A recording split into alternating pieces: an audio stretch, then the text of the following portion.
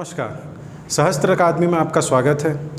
जैसा कि हम लोगों ने पिछले टॉपिक में पढ़ा था छत्तीसगढ़ का नामकरण, जिसमें हम लोगों ने देखा था कि रामायण काल में छत्तीसगढ़ को क्या कहा जाता था, तो दक्षिण कोसल। महाभारत में काल में छत्तीसगढ़ को क्या कहा जाता था, प्राग कोसल। बृहत संहिता जो किसकी रचना है, वराहमिहिर की, उन्होंने जब 283 राज्यों का वर्णन किया था भारत में, उसमें छत्तीसगढ़ का वर्णन किस नाम से किया है, दक्षिण कोसल में। इस चीज़ को हम लोग देख चुके थे। गुप्त काल में जब समुद्रगुप्त ने दक्षिण की ओर आक्रमण किया था तो इस क्षेत्र से गए थे, छत्तीसगढ़ वाले क्षेत्र से, जिसमें उन्होंने व्याघ्रराज महेंद्रवर्मन को हराया था। तो दक्षिण जाने का ये रास्ता था, इसीलिए गुप्त काल में दक्षिणापथ कहा गया। इसे भी हम लोगों ने देख लिया था। नेक्स्ट देखे थे चीनी यात्री वेनसांग, जो बौद्ध धर्म की शिक्षा ग्रहण करने के लिए भारत आए थे। जब वो भारत भ्रमण कर रहे थे तो उस काल के दौरान वो छत्तीसगढ़ आए और छत्तीसगढ़ में उन्होंने कियासलो नाम से छत्तीसगढ़ को क्या किया है, वर्णित किया है। ठीक है, उनकी रचना का नाम आप सभी को पता है, सीयू की। तो ये यहाँ तक का जो टॉपिक था वो हम लोग का कंप्लीट हो गया था। नेक्स्ट आज देखेंगे कवि दलपत राव। ठीक है, तो हेडिंग आप लोग डाल लीजिएगा, कवि दलपत राव। एक बार फिर से मैं आप लोग को सीक्वेंस बता देता हूँ। सबसे पहले देखे थे हम लोग रामायण काल। रामायण काल के बाद हम लोगों ने देखा महाभारत काल। महाभारत काल के बाद देखे बृहत संहिता, वराहमिहिर की रचना। उसके बाद देखे थे समुद्रगुप्त का जो प्रयाग प्रशस्ति या प्रयाग अभिलेख। ठीक है, उसके बाद चीनी यात्री वेनसांग। नेक्स्ट आपका जो टॉपिक रहेगा वो है कवि दलपत राव। तो सबसे पहले तो ये जानना जरूरी है कि कवि दलपत राव कौन है। तो हमारा जो छत्तीसगढ़ है उसमें एक जिला है राजनांदगांव। राजनांदगांव में एक जगह है खैरागढ़। तो खैरागढ़ उस समय क्या थी, एक रियासत थी। ठीक है, उस रियासत के एक राजा हुए लक्ष्मी निधि। खैरागढ़ रियासत के राजा कौन हुए, लक्ष्मी निधि। तो लक्ष्मी निधि जो राजा थे उनके चारण कवि थे कौन, कवि दलपत राव। चारण कवि अर्थात जो दरबारी कवि थे वो। ठीक है, तो इन्होंने किन्होंने, कवि दलपत राव जी ने सर्वप्रथम, ये क्वेश्चन भी आता है कि छत्तीसगढ़ शब्द का प्रयोग सर्वप्रथम किसने किया था, तो किसने किया था, कवि दलपत राव जी ने। ठीक है, व्यापम हो या सीजीपीएससी प्री हो, खास करके व्यापम, उसका फेवरेट क्वेश्चन है ये, छत्तीसगढ़ शब्द का सर्वप्रथम प्रयोग किसने किया था, तो किसने किया था, कवि दलपत राव ने। ठीक है, तो ये क्वेश्चन आप लोग को याद रहना चाहिए। किसके दरबारी थे, तो राजा लक्ष्मी निधि के क्या थे, दरबारी कवि थे। कौन, कवि दलपत राव जी। ठीक है, और लक्ष्मी निधि राय कौन से रियासत के थे, तो खैरागढ़ रियासत के थे। ठीक है, इतना याद रखिएगा, खैरागढ़ रियासत के राजा लक्ष्मी निधि। लक्ष्मी निधि के दरबारी कवि कौन, कवि दलपत राव। और कवि दलपत राव ने ही छत्तीसगढ़ शब्द का अपनी रचना पंक्ति में प्रयोग किया है। वो पंक्ति आपको याद रखनी है। ठीक है, जिन पंक्ति का प्रयोग लक्ष्मी निधि राय के कवि दलपत राव जी ने किया है वो पंक्ति आपको याद रहनी चाहिए। ठीक है, उनकी रचना पंक्ति याद रखिएगा, लक्ष्मी निधि राय सुनो चित दे, गढ़ छत्तीस में ना गड़ैया रही। ठीक है, ये इनकी रचना पंक्ति है। किनकी, देखिए उन्होंने छत्तीसगढ़ शब्द, छत्तीसगढ़ ये प्रयोग नहीं किया, गढ़ छत्तीस करके प्रयोग किया है। ठीक है, तो ये भी ध्यान में रखिएगा, लक्ष्मी निधि राय सुनो चित दे, गढ़ छत्तीस में ना गड़ैया रही। ठीक है, तो ये उनकी रचना पंक्ति है। किनकी, कवि दलपत राव की। ठीक है, जो कौन थे, राजा लक्ष्मी निधि के चारण कवि या दरबारी कवि थे, और वो खैरागढ़ राज्य से या खैरागढ़ रियासत से संबंधित थे। ठीक है, इतना मेरे ख्याल से आप लोगों को क्लियर हुआ होगा। एक चीज़ और याद रखना आप लोग, 1487। ठीक है, उनकी जो रचना पंक्ति है उसका जो सन है, किस वर्ष, तो 1487 में। ठीक है, उन्होंने क्या किया था, इस शब्द का प्रयोग किया था। रचना पंक्ति इंपॉर्टेंट है। ठीक है, आप जब मेंस लिखेंगे तो आंसर राइटिंग के लिए आप इसको आपको लिखना पड़ेगा, ये शो करना पड़ेगा आपको। ठीक है, ये नहीं कि एक बार लिखेंगे आप कि छत्तीसगढ़ शब्द का प्रयोग कवि दलपत राव ने किया है। ठीक है, तो वो रचना पंक्ति भी आपको याद होनी चाहिए, लक्ष्मी निधि राय सुनो चित दे, गढ़ छत्तीस में ना गड़ैया रही। तो इस पंक्ति में जो राजा हैं, किसके राजा, कवि दलपत राव जी के राजा, उन राजा का नाम भी इसमें उल्लेखित है। ठीक है, तो ये चीज़ आपको याद रखना। इनके बाद क्लियर है इतना, कवि दलपत राव। की पॉइंट्स को याद रखना है पहले आपको, पहले आप हमेशा की पॉइंट्स को ध्यान में रखेंगे। ठीक है, कवि दलपत राव किसके दरबारी, लक्ष्मी निधि राय जी के। कौन सी रियासत से संबंधित? तो याद रखना खैरागढ़ रियासत से संबंधित। ठीक है, क्या किए? छत्तीसगढ़ शब्द का पहली बार प्रयोग किए। ठीक है, और उनकी रचना पंक्ति आपको याद होनी चाहिए, लक्ष्मी निधि राय सुनो चित दे गढ़ 36 में ना गड़ैया रही। नेक्स्ट आ जाते हैं कवि गोपाल मिश्र। कवि गोपाल मिश्र जिनकी एक प्रसिद्ध रचना है, कौन सी? खूब तमाशा। ठीक है, इनकी एक प्रसिद्ध रचना है खूब तमाशा। बहुत सारी रचनाएं जिसको हम लोग छत्तीसगढ़ के साहित्य और साहित्यकार में पढ़ेंगे। ठीक है, लेकिन अभी जो आपका मेन फोकस है वो है छत्तीसगढ़ का नामकरण में। तो ये चीज़ आप याद रखना, कवि गोपाल मिश्र की जी की जो प्रसिद्ध रचना है वो कौन सी है? खूब तमाशा।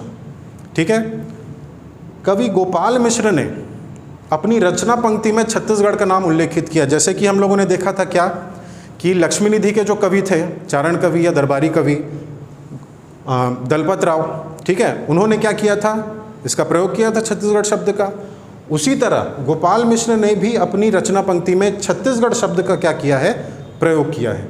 ठीक है, अब देखते हैं कि जो गोपाल मिश्र थे वो किन के दरबारी कवि थे? तो राजा राज सिंह के दरबारी कवि थे। राजा राज सिंह के दरबारी कवि कौन? गोपाल मिश्र। राजा राज सिंह कौन से राज्य से संबंधित थे? तो रतनपुर। ठीक है, कलचुरी शासक थे, रतनपुर राज्य से संबंधित थे। इनके बारे में और हिस्ट्री में आगे हम लोग पढ़ेंगे छत्तीसगढ़ के इतिहास में। तो ये चीज़ आपको याद रखना, दोनों को कंपेयर करते हुए पढ़ना। किनको किनको? एक तो कवि दलपत राव और एक कवि गोपाल मिश्र। कवि दलपत राव कौन सी रियासत से? वो खैरागढ़ रियासत से। कवि गोपाल मिश्र कौन सी रियासत से? तो वो रतनपुर रियासत से। कवि दलपत राव किन के दरबार में थे? तो वो लक्ष्मी निधि के दरबार में थे। और कवि गोपाल मिश्र किन के दरबार में? तो राजा राज सिंह के दरबार में। उनकी रचना पंक्ति क्या थी? लक्ष्मी निधि राय सुनो चित दे गढ़ 36। देखो छत्तीसगढ़ नहीं कहा उन्होंने, गढ़ 36 में ना गड़ैया रही। छत्तीसगढ़ का वर्णन उन्होंने किया है गढ़ 36 से, इन्होंने छत्तीसगढ़ कहा है। इनकी जो रचना पंक्ति है वो भी आपको याद होनी चाहिए, बरन सकलपुर देव देवता नारी रस रस के बसे छत्तीसगढ़ कुरी सब दिन के रसवासी बस बस के। ठीक है, तो ये चीज़ आपको याद रखना है। इनकी रचना पंक्ति, किनकी रचना पंक्ति? गोपाल मिश्र जी की रचना पंक्ति। और गोपाल मिश्र जी की प्रसिद्ध रचना कौन सी है? खूब तमाशा। ठीक है, इसके बारे में कहानी है जो हम लोग नेक्स्ट उसमें पढ़ेंगे, जो राजा राज सिंह थे उनके जीवन पर आधारित है। ठीक है, जो उठापटक हुए उनके जीवन में, जो तमाशा हुआ, उनको लेके ये कहानी थी खूब तमाशा। ठीक है, इसको आगे देखेंगे हम लोग। तो जो राजा राज सिंह के दरबारी जो थे, कौन? कवि गोपाल मिश्र, उन्होंने अपनी रचना पंक्ति में छत्तीसगढ़ शब्द का क्या किया है? उल्लेख किया। सर्वप्रथम किसने किया है? कवि दलपत राव ने। ठीक है, इसलिए उनका डेट भी पढ़ते हैं 1487। उसके बाद किसने किया? कवि गोपाल मिश्र जी ने। ठीक है, बरन सकलपुर देव देवता नारी रस रस के बसे छत्तीसगढ़ कुरी सब दिन के रसवासी बस बस के। ठीक है, तो मेरे ख्याल से ये भी याद हो गया होगा आपको, कवि दलपत राव के बाद कवि गोपाल मिश्र। ठीक है, नेक्स्ट आते हैं हम लोग। देखिए, इसको सीक्वेंस से याद करते चलना, काल के अनुसार। ठीक है, आपको अगर याद हो रहा है कि कभी गोपाल मिश्र, उसके बाद महाभारत याद होता है, फिर रामायण याद हो रहा है, वो भी सही है। ठीक है, लेकिन आप काल के अनुसार, ठीक है, सीक्वेंस वाइज अगर उसको याद करेंगे तो ज़्यादा अच्छा होगा। ठीक है, एक बार फिर से मैं सीक्वेंस बताता हूँ। क्या था, आप ही लोग बताइए। पहला क्या था? रामायण। रामायण के बाद क्या देखे? महाभारत। महाभारत के बाद बृहद संहिता। बृहद संहिता के बाद क्या देखे? समुद्रगुप्त का प्रयाग प्रशस्ति। उसके बाद देखे थे चीनी यात्री वेनसांग। वेनसांग के बाद देखे कवि दलपत राव, और दलपत राव के बाद देख रहे हैं गोपाल मिश्र। सीक्वेंस को मत तोड़िएगा, सीक्वेंस वाइज उसको याद रखना है आप लोग को। ठीक है, नेक्स्ट आते हैं सल्तनत और मुगल काल। सल्तनत और मुगल काल। ठीक है, जब भी आप इतिहास पढ़ेंगे, इतिहास पढ़ रहे हैं आप लोग, है ना, तो इतिहास को कितने भागों में बांटा गया है? 3 भागों में, प्राचीन, मध्य और आधुनिक। तो ये जो टॉपिक है किसका? सल्तनत और मुगल काल, वो मध्य भारत का है या मध्य इतिहास का है। ठीक है, तो सभी को पता है पहले सल्तनत काल आया, फिर मुगल काल आया। ठीक है, सल्तनत काल के जितने भी शासक हुए उन्हें क्या कहा जाता था? सुल्तान नाम से संबोधित किया जाता था। ठीक है, और मुगल काल के जितने भी शासक हुए उन्हें क्या कहा जाता था? उन्हें बादशाह कहा जाता था। ठीक है, सुल्तान बाबर ये नहीं कहेंगे, अकबर सुल्तान या सुल्तान अकबर ये नहीं कहेंगे, सुल्तान जितने भी शासक हुए सल्तनत काल के, ठीक है, उनके लिए सुल्तान शब्द का प्रयोग होता है। और मुग़ल काल के जितने भी शासक हुए उनके लिए किसका प्रयोग होता है? बादशाह का, ठीक है, बादशाह अकबर कहा जाता है, बाबर बादशाह, इस टाइप से। तो ये तो हो गई सल्तनत और मुग़ल काल की बात, ठीक है। इस काल में अर्थात सल्तनत और मुग़ल काल में, ठीक है, सल्तनत तथा मुग़ल काल में छत्तीसगढ़ को किस नाम से संबोधित किया जाता था? तो रतनपुर राज्य कहा जाता था, ठीक है, ये याद रखिएगा। सल्तनत और मुग़ल काल में छत्तीसगढ़ को, मतलब हमारे जो दक्षिण कोसल वाला क्षेत्र है छत्तीसगढ़, उसे क्या नाम से संबोधित किया जाता था? रतनपुर राज्य से, ठीक है। क्यों किया जाता था ये भी इम्पोर्टेंट है ना। अब भाई कई काल में क्या बोले, दक्षिण कोसल बोल रहे हैं, प्राग कोसल भी कह रहे हैं, छत्तीसगढ़ का नाम भी आ रहा है, लेकिन इस काल में सल्तनत और मुग़ल काल में रतनपुर राज्य क्यों बोल रहे हैं? तो इसके पीछे दो कारण हैं, इसके पीछे दो कारण हैं, याद रखिएगा, ठीक है। पहला कारण क्या है कि ये जो रियासत थी रतनपुर रियासत, ठीक है, कौन सी रियासत? रतनपुर रियासत, वो सबसे प्रसिद्ध रियासत थी छत्तीसगढ़ में, ठीक है। एक सिंपल सा पहला रीज़न यही है कि जो रतनपुर रियासत थी वो सबसे प्रसिद्ध रियासत थी, किसकी? इस क्षेत्र की, अर्थात हमारे छत्तीसगढ़ की सबसे प्रसिद्ध रियासत थी। एक पहला पॉइंट तो ये हो गया। दूसरा पॉइंट क्या है, इस काल मतलब सल्तनत और मुग़ल काल में इसको रतनपुर राज्य कहने का दूसरा कारण ये है कि शासक हुए कलचुरी शासक, आप लोगों ने पढ़ा है, ठीक है, कल्याण साय, कल्याण साय, ठीक है। एक शासक हुए कौन? कल्याण साय। आप लोग हिस्ट्री में पढ़ेंगे, ठीक है, हम लोग साथ में पढ़ेंगे हिस्ट्री में कलचुरी शासकों के बारे में, उसमें एक है कल्याण साय जी, ठीक है। तो अकबर ने, ठीक है, अकबर के दरबार में जहांगीर ने इन्हें बुलाया था, किन्हें? कल्याण साय जी को, और 8 वर्ष तक अपने दरबार में रखा था, ठीक है। कितने वर्षों तक? 8 वर्षों तक कल्याण साय जी को क्या रखा था? अपने दरबार में।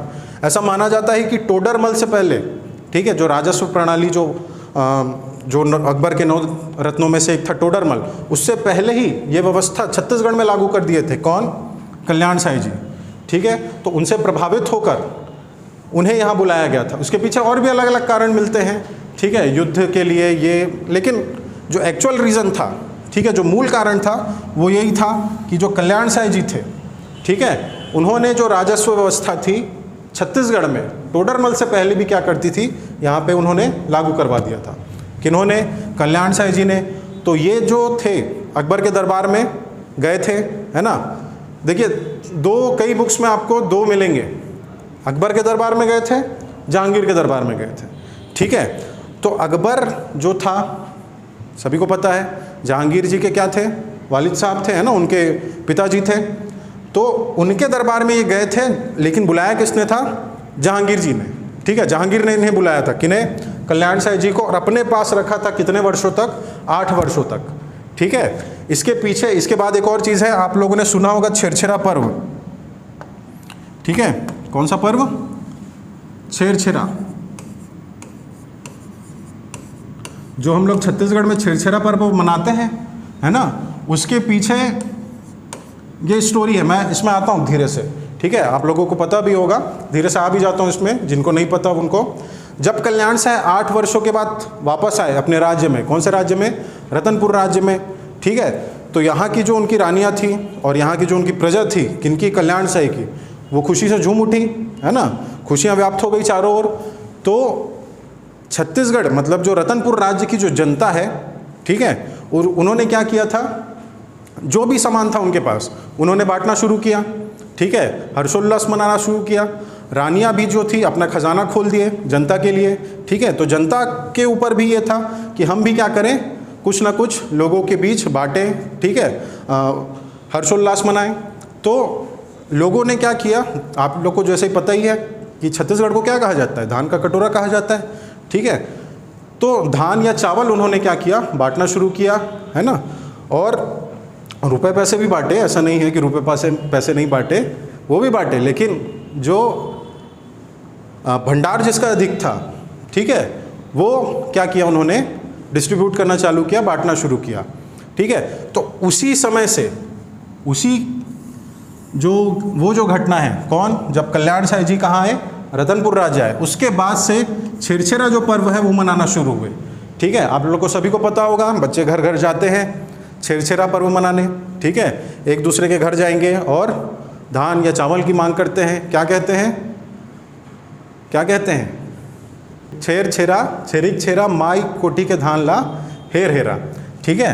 तो ये जो पर्व है छेरछेरा पर्व, वो मनाने की शुरुआत कब से हुई, जब कल्याण साई जी दिल्ली से, मतलब अर्थात जहांगीर के दरबार से वापस कहाँ आए, छत्तीसगढ़ आए, मतलब अपनी रियासत रतनपुर आए, तब से इस पर्व को मनाने की शुरुआत हुई है, ठीक है। इसके पीछे एक और आप लोग को जो है वो एक और जानकारी यहाँ पे बता देता हूँ कि जो छत्तीसगढ़ में 20,000 से ज़्यादा क्या है, धान की किस्में हैं, ठीक है, धान की प्रजातियाँ हैं, ठीक है। उसके पीछे इसका बहुत बड़ा रीज़न है, किसका, छेरछेरा पर्व का, ठीक है। क्या हुआ, जब जो एक स्थान का धान दूसरे स्थान पे जाता है, डिस्ट्रीब्यूट होता है, ठीक है, तो वो क्या होता है, अलग अलग स्थानों पे जा जाके उसकी जो प्रजातियां हैं, ठीक है, नई प्रजाति विकसित हो गई। एक स्थान का धान दूसरे स्थान गया, दूसरे से तीसरे, तीसरे से चौथे, ठीक है। तो इस तरह से वो बढ़ते बढ़ते जो चावल है, जो धान है, वो बढ़ते बढ़ते क्या हुआ, अलग अलग क्षेत्रों में रह के उसकी विभिन्न अलग अलग प्रकार की क्या हो गई, किस्में या प्रजातियां उत्पन्न हो गई।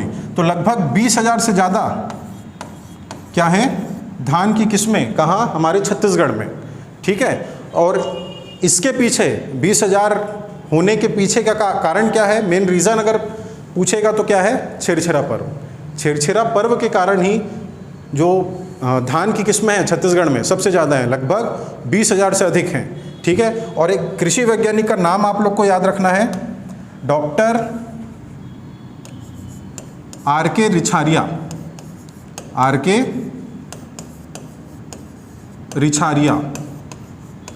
ठीक है, डॉक्टर आर.के. रिछारिया, कृषि विश्वविद्यालय रायपुर, ठीक है, वहाँ के ये प्रोफेसर वैज्ञानिक हैं। तो इन्होंने सबसे ज़्यादा क्या किया है, रिसर्च की थी, किस पे, इन धान की किस्मों पे, ठीक है। इन्होंने ही खोजा है, किनको, ये धान की प्रजातियों को, 20,000 से अधिक जो प्रजातियाँ हुई, ठीक है। तो ये चीज़ों को भी याद रखना आप लोग। तो वापस आते हैं हम लोग टॉपिक में, ठीक है। ये सब एक्स्ट्रा जो चीज़ें हैं वो भी आपकी जानकारी के लिए थी, ठीक है। हम लोग तो पढ़ रहे हैं, मैं टॉपिक में ही हूँ, है ना, कि सल्तनत या मुगल काल में छत्तीसगढ़ को रतनपुर राज्य से संबोधित किया जाता था, ठीक है। उसके पीछे मैंने रीज़न बताया आप लोग को, 2 रीज़न थे। एक, जो छत्तीसगढ़ हमारी जो रियासत थी वो क्या थी, सबसे प्रसिद्ध रियासत थी, ठीक है। दूसरा जो देखे थे वो क्या था कि राजा कल्याण साई किनके दरबार में गए थे, जहांगीर के दरबार में, ठीक है, अकबर के दरबार में गए थे, जहांगीर ने बुलाया था, ठीक है। उसके बाद जब वो वापस आए, कौन, कल्याण साई जी, तो आप लोगों को स्टोरी बताया था थोड़ी देर पहले ही कि रानी और वहाँ की जो प्रजा है उन्होंने क्या किया, जो अनाज हो गए या जो उनके पास जो भी धन संपत्ति थी उन्होंने क्या की, बांटना शुरू किया। उसी के बाद से छेरछेरा पर्व मनाया जाता है, ठीक है। छेरछेरा पर्व से ही आप लोग को बताया कि 20,000 से ज़्यादा धान की किस्में कहाँ हो गई हैं, छत्तीसगढ़ में। और इसकी खोज किसने की, डॉक्टर आर.के. रिछारिया जी ने, ठीक है। तो ये कारण था, रतनपुर राज्य इसलिए कहा गया छत्तीसगढ़ को, ठीक है। नेक्स्ट हम लोग देखते हैं कि मलिक मोहम्मद जायसी और अबुल फजल, मलिक मोहम्मद जायसी तथा अबुल फजल की जो रचनाएं हैं, ठीक है, उसमें छत्तीसगढ़ का नाम मिलता है। और छत्तीसगढ़ का नाम किस में मिलता है, क्या नाम से मिलता है, तो रतनपुर राज्य के नाम से। क्लियर हुआ, ठीक है। रतनपुर राज्य के पीछे 2 कारण हैं, कौन कौन से, एक सबसे प्रसिद्ध था, दूसरा कल्याण साई जी, ठीक है। उसके बाद आपको याद रखना है कि रतनपुर राज्य नाम कहाँ कहाँ मिलता है, ठीक है। तो जायसी की रचना में, मलिक मोहम्मद जायसी की रचना में, और अबुल फजल की रचना। अबुल फजल की रचना याद रख लीजिएगा, आईने अकबरी। आईने अकबरी में छत्तीसगढ़ का नाम रतनपुर राज्य मिलता है, ठीक है। तो ये हम लोग का सल्तनत और मुगल काल कंप्लीट हुआ। नेक्स्ट आते हैं, देखिए सीक्वेंस, मैं बार बार बोल रहा हूँ, सीक्वेंस को मत तोड़ना। महाभारत से लेके सल्तनत काल तक का, रामायण, रामायण के बाद महाभारत, महाभारत के बाद वृहत संहिता, वृहत संहिता के बाद समुद्रगुप्त का प्रयाग अभिलेख के बाद देखे थे वेनसांग जी की रचना, ठीक है, सियूकी में कियासलो नाम से वर्णित है। फिर दलपत राव के बाद गोपाल मिश्र के बाद सल्तनत और मुगल काल, और नेक्स्ट है हम लोग का अब मराठा संदर्भ, ठीक है। ये हालांकि उतना इंपॉर्टेंट नहीं है, फिर भी आपको याद रखना है, मैं पहले से बता रहा हूँ, ठीक है। ये आपको याद अगर रख लेते हैं तो अच्छी बात है, लेकिन इसके पहले जो हम लोग जो टॉपिक पढ़े हैं वो सब आपको कंठस्थ होना चाहिए, ठीक है। तो ये चीज़ याद रखना। एक रचनाकार हुए, एक साहित्यकार हुए काशीनाथ गुप्ते, महाराष्ट्र के एक रचनाकार हैं काशीनाथ गुप्ते, ठीक है, अभी के नहीं है, प्राचीन, ठीक है। इनकी रचना है नागपुर कर भोसल्यांची बखर। इनकी रचना कौन सी है? नागपुर कर भोसल्यांची बखर। किनकी रचना? काशीनाथ गुप्ते की। तो इस रचना में उन्होंने बताया है भोसला वंश में हुए रघुजी प्रथम, भोसला वंश में हुए कौन? रघुजी प्रथम, ठीक है, ध्यान से सुनना। काशीनाथ गुप्ते की रचना कौन सी? नागपुर कर भोसल्यांची बखर। कब लिखी गई? तो 1707 में, डेट याद रख लेना, ठीक है। काशीनाथ गुप्ते की रचना कौन सी? नागपुर कर भोसल्यांची बखर। कब लिखा गया? 1707 में, ठीक है। इस बुक में या इस किताब में, कौन सी किताब में? नागपुर कर भोसल्यांची बखर में काशीनाथ गुप्ते जी ये लिखते हैं कि भोसला वंश में कौन हुए? रघुजी प्रथम। तो रघुजी प्रथम को उनके राज दरबारियों द्वारा, मतलब उनके शासकों द्वारा क्या जिम्मेदारी सौंपी गई थी?